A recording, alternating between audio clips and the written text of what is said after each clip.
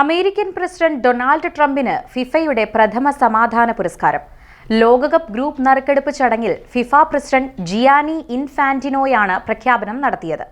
സ്വർണ്ണവർണ്ണത്തിലുള്ള ട്രോഫിയും മെഡലുമാണ് Infantino ട്രംപിന് സമ്മാനിച്ചത്. ലോകസമാധാനത്തിന് Trump നൽകിയ മഹത്തായ സംഭാവനകൾ പരിഗണിച്ചാണ് ട്രംപിന് പുരസ്കാരം നൽകുന്നതെന്ന് ഇൻഫാന്റിനോ പറഞ്ഞു. ജീവിതത്തിലെ മഹത്തായ ബഹുമതികളിൽ ഒന്നാണ് പുരസ്കാരമെന്ന് ട്രംപ് പറഞ്ഞു. ഇൻഫാന്റിനോയുമായി അടുത്ത സൗഹൃദമുള്ള ട്രംപിനായിരിക്കും പുരസ്കാരമെന്ന് നേരത്തെ അഭ്യൂഹങ്ങളുണ്ടായിരുന്നു. നേരത്തെ സമാധാന നൊബേലിനായുള്ള പുരസ്കാരം തനിക്കായിരിക്കുമെന്ന പ്രതീക്ഷയിലായിരുന്നു ട്രംപ്. സമാധാന നൊബേലിന് തന്റെയത്ര അർഹത മറ്റാർക്കുമില്ലെന്ന വാദം ഡൊണാൾഡ് ട്രംപ് നിരന്തരം ഉന്നയിച്ചിരുന്നു. 7 യുദ്ധങ്ങൾ അവസാനിപ്പിച്ചെന്ന അവകാശവാദവുമായി ട്രംപും അനുയായികളും സജീവമായതോടെയാണ് ഇത്തവണത്തെ നൊബേൽ സമ്മാനം ആർക്കാണെന്ന കാര്യത്തിൽ ആകാംക്ഷ ശക്തമായത്. എന്നാൽ ട്രംപിന് നിരാശ മാത്രമായിരുന്നു ഫലം.